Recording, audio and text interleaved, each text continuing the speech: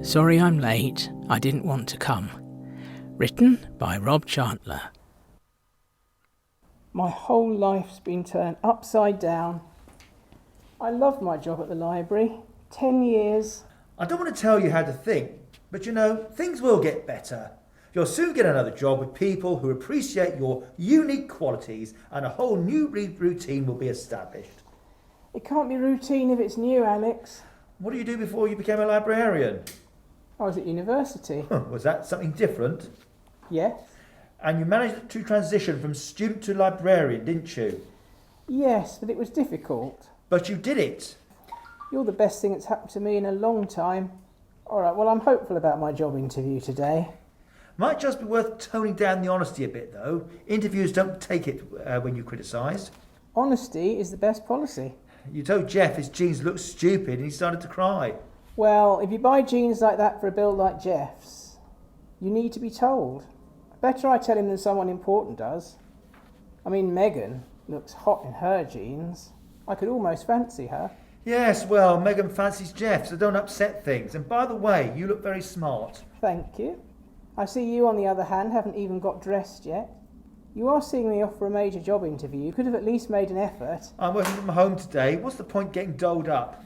Standards. I, for example, have my lucky interview trunks on. Okay. Very important, of course, and that they are clean and stylish. Anyone going to see them today? Or maybe, if I get knocked down by a bus. I wouldn't want the paramedics to think me tardy. I'm sure the first thing they'll do when they find you wrapped round a lamppost is check your trunks to see if they're stylish enough. Exactly, that's why they need to be clean and presentable. Remind me, what's lucky about these trunks? Well, sometimes if I'm nervous I break wind, and these have a charcoal pad to absorb the smell, and it deadens the sound. I understand that breaking wind at job interviews is broadly considered to be unacceptable. Yeah. If I fart at my interview, I might not get the job. If I was interviewing someone and they farted during the interview, I wouldn't employ them. I don't think the decision whether to employ you or not will be down to whether you fart or not. Well, you can't be too careful. I know things have been hard for you since you lost your job at the library. I mean, you were made for that job, but local councils have shut a lot of libraries lately. Cuts. Well, that's a bit strong. They were only to balance the... Oh, I see, cuts. I'll see you tonight then, 5:30 p.m. precisely. Is it an all-day interview? No, but nonetheless, I get home at 5:30 precisely. So it finishes at 1. What will you do for the afternoon? What I always have done to fill time of any length. I go to Pat's coffee shop, I order a medium caramel latte and a piece of lemon cake, and I talk to her. If anything happened to Pat's coffee shop or my favourite order, I would be beside myself. She promised me she would always be there to serve me my favourite order. Do you want some advice before you go? No, but you obviously want to give me some, so... Well, my advice is follow the job interview responses I went through with you. Smile. Try to look at them in the eye at least once or twice. And don't criticise anything about them or the company. That doesn't go down well in interviews, trust me. I'm Sam Thompson. I believe you're expecting me. No, but it's very nice to see you. Oh yes, Mr. Thompson here for the interview. Well, I didn't just drop in randomly because I got bored of the shops. Well, take a seat. Anyone in particular? Because I wouldn't want to take one you were particularly fond of. Sit on a seat and wait for Mr. Spellman. So you don't want me to take one? No. But you do want me to sit on one? Unless you want to stand. That one over there is very comfortable by the little table. Stylish table. It's an occasional table. What is it the rest of the time? I'll let Mr. Spellman know you're here. Thank you. Come in, Mr. Thompson. Nice to meet you. Yes, it is. Are you well? Well, my husband and I played doctors and nurses last night before we went to bed and my temperature was normal. OK, I was just after a yes or no, really. It's never as clear as that. There are many degrees of wellness. Right. Please sit. Thank you. I'm Brian Spellman. I'm the Managing Director. This is my colleague, Diana Lee. She's Head of Human Resources. Hello, Miss Lee. Hello, Mr. Thompson. Can we call you Sam? Yes, why? Well, it's informal, friendly. Can I call you by your first names? Of course. I'm Brian, and this is Diana. I know, you just told me. You seem a little nervous. No. Did you have a pleasant journey? I had to sit next to someone on the train who lacked personal hygiene. I told him to get a deodorant as soon as possible, and he called me a weirdo and punched me in the nuts. Ah. Good job it wasn't my face, because I wouldn't have wanted to come here with a bruise. Indeed. And, of course, the train was late, but you get used to that on South Western. I expressed my displeasure to the guard with one of my trademark musings. So your journey was a little fraught, then? Yes. Normally, when we ask someone how their journey was, it's just a pleasantry. We don't want to know, and we don't care, and they normally just say, fine, even if it was awful. But not you. I have a special quality. Well, many, in fact. I'm relentless in the pursuit of truth and the belief we should always be truthful in everything we say and everything we do. I like routine, and I'm a stickler for order, because without order there'll be chaos, and with chaos comes anarchy, and it all goes downhill from there. Hasn't that caused you any problems? Sometimes, but that's not my problem. So what brings you here? A taxi brought me here. I meant, what led you to choose this company? Well, I've always wanted to work for the best public relations company in the country. Wonderful. But they didn't have any jobs, so I thought I'd come to you instead. Thank you. Oh, good. I thought you might have taken offence there for a minute. Now, I noticed from your CV that you don't have any experience in public relations. No. But this is for the position of a public relation officer. Everyone has to start somewhere. True. Well, let's look at your CV, because we want to ask a few questions. Let's start with your education. You went to Birkbeck College and did a part-time business degree. Yes. In public relations, you sometimes find that you are dealing with, well, shall we say, people who are not happy bunnies. Well, if they think they're bunnies, happy or otherwise, they should be institutionalised. It's a figure of speech. Well, I will, if I get this job, take time to learn the appropriate responses and facial expressions required to placate them. Let's say I was a client of this firm, a politician, say, and I'd done something embarrassing, and I needed a strategy to redeem myself in the eyes of the public. What would you advise me? Admit it, apologise, make amends. People respect people who say sorry when they mess up. They must make amends too. I would add that I would point out their stupidity in the hope that it would not happen again. I don't suffer fools gladly, Miss Lee. How well do you think this interview is going? I don't know, you're doing it. You tell me. I'm asking you. Well, I'm still in the room. That's true.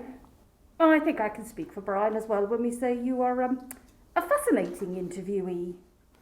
We are trying to become more diverse as a company and are committed to that, and I see from your application that you identify as gay. Well, I am gay. Splendid! And as you refer to your next of kin as your husband, presumably you are married. We were among the first to take up the right when we were allowed to. Good for you. I take it you are not gay? No. OK, well, if you were, it wouldn't make any difference because Alex and I are deeply in love. If you were to work for this company, Sam, what could you bring to it? Well, making your diversity-friendly box-ticking exercise one step closer to the ideal. Right. I'm very good at noticing deficiencies in companies and their employees and have no difficulty in speaking my mind when necessary and also when not. Right. I have nothing further to add. Well, I think we have the measure of you. We'll be in touch. We'll let you know by the end of the week. Have a safe journey back. I do hope it's less fraught than your journey here. Thank you. I'm now going to my favourite cafe for a debrief with my friend Pat. 1 medium caramel latte and 1 slice of lemon cake. Thank you, Pat. In a world gone mad, here you are with your lovely cafe, my medium caramel latte and one slice of lemon cake. So how do you think the interview went?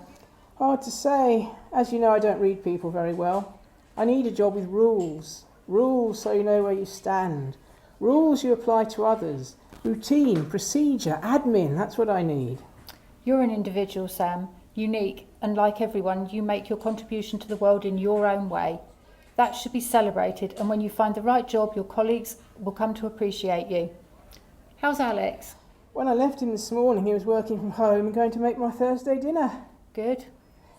He's a great husband. Just one thing really annoys me. What's that? He keeps saying things like, won't be a sec or back in a minute, and he breaks his promises again and again, and that really annoys me. When I tell him, he just doesn't get it.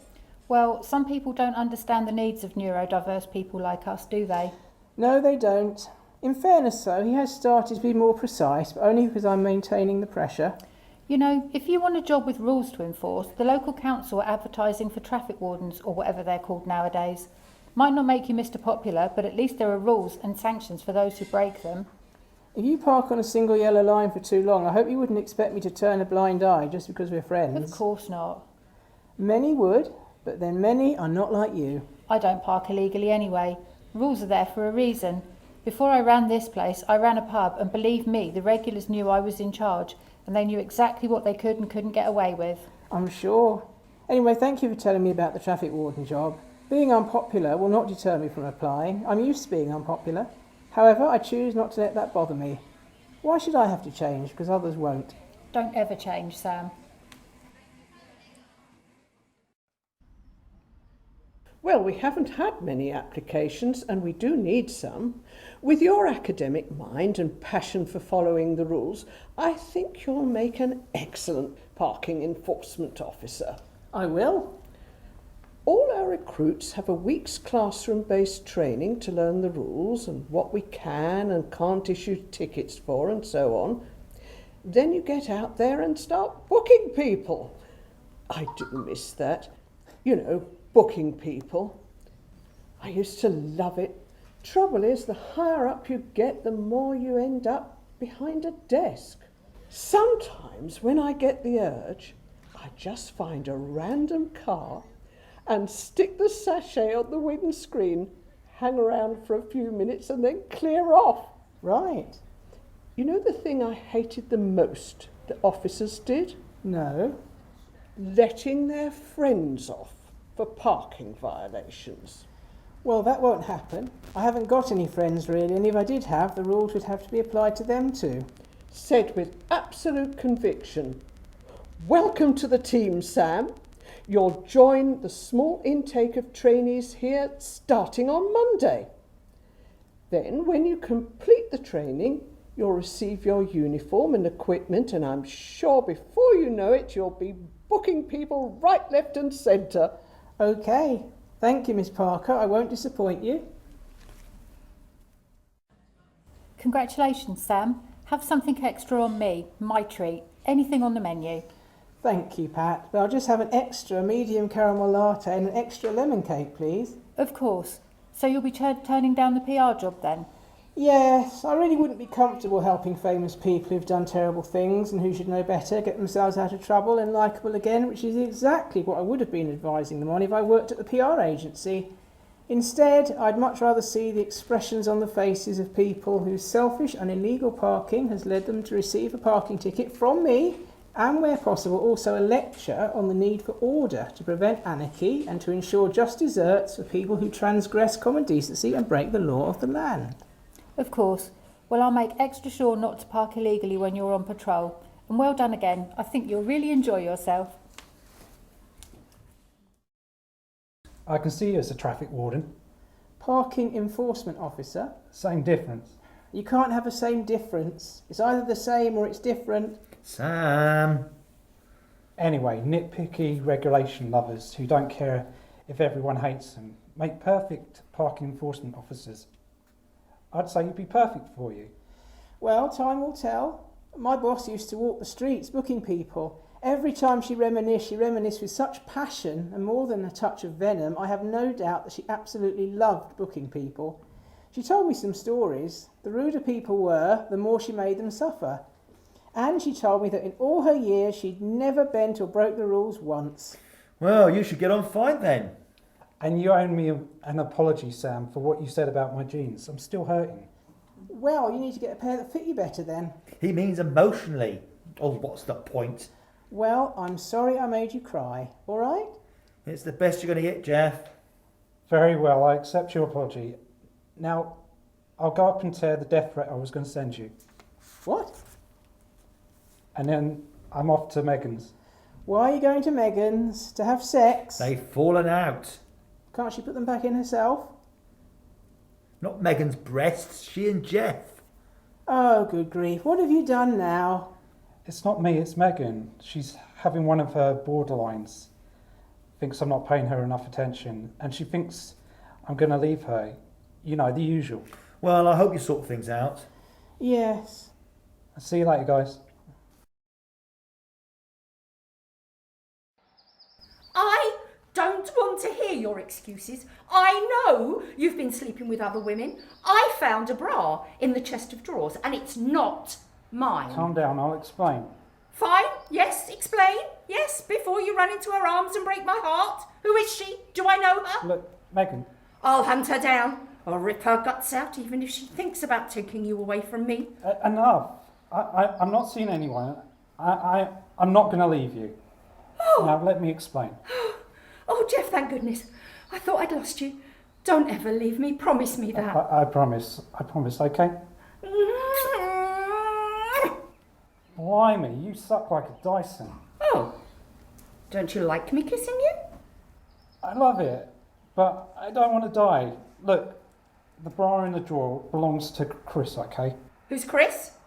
What's it short for? I don't know. It's always been that thing. Her name? Chris, it's not short for anything. He's a man. You've been seeing another man? Not seeing, no. Come on, Megan. You know, we have a sort of unofficial open relationship. He came over to our place and Alex told him I was here, so he came over here very distressed because his partner had caught him cross-dressing, sat on the bed, stripped off and slung his bra across the room. Anyway, he's gone. I realised he'd left it and put it in the drawer to keep it safe and then forgot about it, and you know. I want us to be exclusive. What? Exclusive, Geoff. You and me. You don't sleep with anyone else. You don't love anyone else. You love me. You have sex with me. You buy gifts for me. Do you know what exclusive means? It means that I and I alone am the sole recipient of your poeticism. Okay? Yes. Well, that's the deal. I can't do this open relationship stuff anymore. I don't care if you fancy guys as well. I want you all for myself. And will you, if I promise to be exclusive, will you, What? stop seeing other men? If you were here for me when I need you, I wouldn't need to see other men. I don't want to see other men. The fact that I do is all your fault because you're never here for me. Don't cry. I can't cope with you crying. Oh, for God's sake. I come when I can. Not often enough. I don't mean that. I mean, I have a life. You have a life. Yes, with me. Move in with me right now. Show me you love me. My stuff's at Alex, and I just paid this month's rent, and they need money. And if I move out, they'll need another lodger, and that'll upset Sam because he doesn't like people he doesn't know. He didn't know you once. Don't remind me. And how much rent do you pay, Alex, per month? 400. Oh, so I'm so worthless. You won't even write off £400 for me. It's not like that. Please understand. If I move in with you, it will cause some difficulty. Fine then. Stay here with them. Just don't expect me to go without when I need sex and you are not here. Okay, look, I'll talk to them, okay? I'll talk to them. Do you promise to calm down? I am calm. What the hell do you think this is?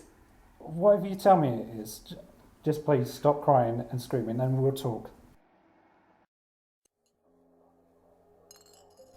I'd forgotten how nice it was in here. I thought it'd be nice to get out of the flat. Megan went total, absolutely total. I thought she was going to kill me. Why did you even get involved with her? You must have known she was Squirrel. Well, she didn't fall into my I'm not touching with a barge pole categories. Maybe you want to rethink your categories to include crazy people. So, what are these categories and how do you apply them on a date? If we get as far as gazing into each other's eyes, I'll say, shall I compare thee to a summer's day? And if they say, Sonnet 18, then I'm thinking, no, I don't want a literature junkie. And what's the logic for this category? The last thing I want while I'm having sex is to be asked if I thought Jane Eyre was a lesbian or something. Is that likely to happen if you have sex with someone who knows Shakespeare? That is a very famous line, even I've heard of that one. Well, it's a no-no for me. The other tests, same sort of point in the conversation, and then I stop at 2 in case they think I'm weird.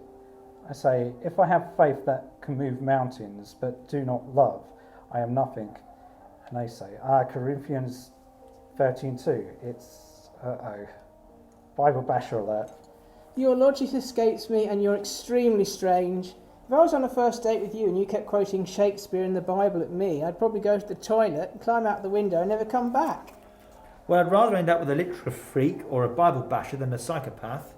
She's not a psychopath, maybe a sociopath. And the difference is? The spelling. Anyway, as I said, she wants to be exclusive, so no more casual sex for me.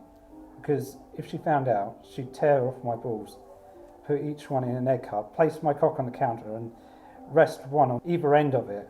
Strange and disturbed. And is Megan going to stop having the many sexual encounters she has to help shore up her vulnerability?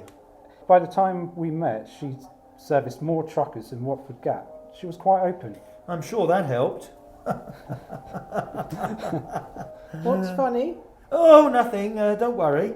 Well, something must be because you're both laughing.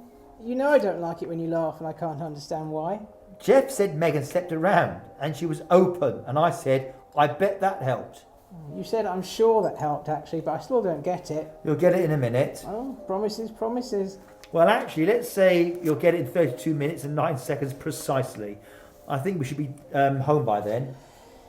I'm glad you seem to have taken on board my request that when you give an estimated time of return, you give an accurate estimated time of return, because when you don't, all it does is make me wonder if I can trust you, because if I can't trust you over how long you'll be in the toilet or bringing me a cup of tea, then when it comes to personal things, I don't know if I can trust you at all. And all the phrases like back in a sec or back in a minute are rather pointless, because you can't actually know how long you'll be, because it depends on things like how fast you walk, or the length of your strides, or the complexity of the task.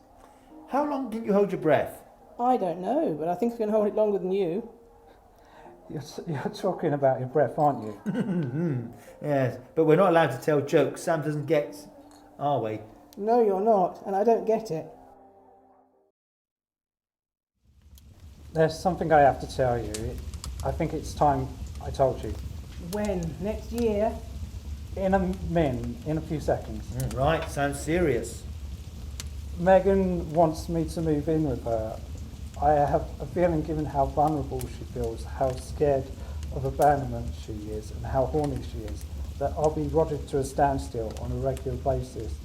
But she's so unstable. If I left her, I dread to think what she'd do. Coercive control, Geoff. It's not working. Well, she's very pretty and wealthy, and she's good in bed. Yes, but she's MHA grade 1.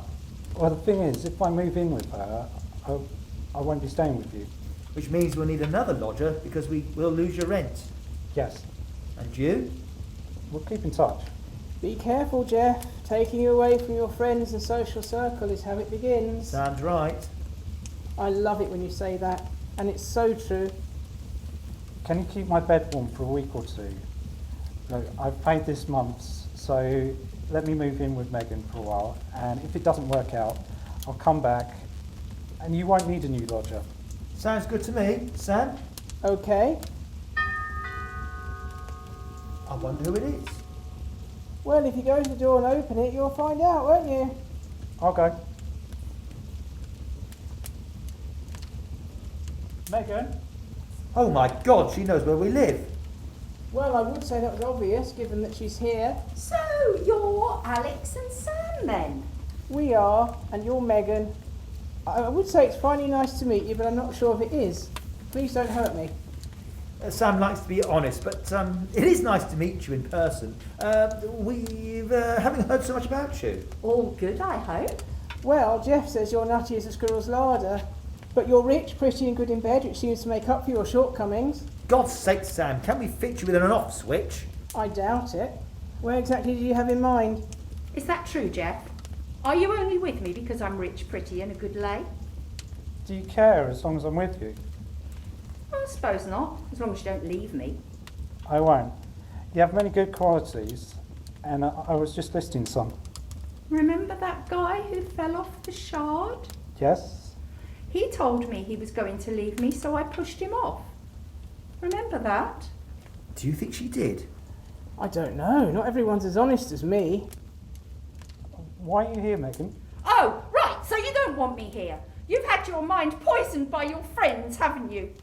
They're taking you away from me. No, I told them I was moving in with you just before you arrived. He did, Megan. He told us he was going to move in with you and that you're so horny you'll roger him to a standstill, but we must keep his bed warm for a few weeks in case things don't work out. You have obviously no filter of any kind. No? This wasn't a trial period, Geoff. This was commitment. You moving in with me showed me you wanted to be exclusive. I still can be with you without living with you. No, you can't. So come home with me right now and don't any of you try and stop him because I know where you live.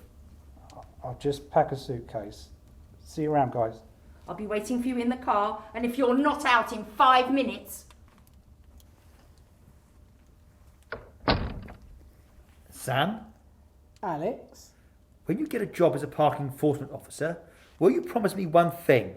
Depends. Never give Megan a parking ticket.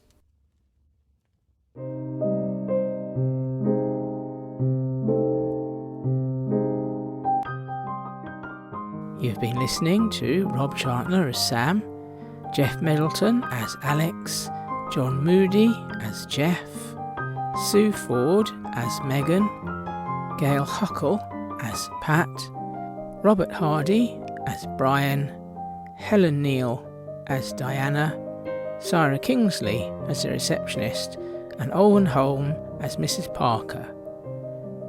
Sorry I'm late, I didn't want to come was written and directed by Rob Chantler. The producer was Victoria Lawrence, and it was a Free Theatre Company production.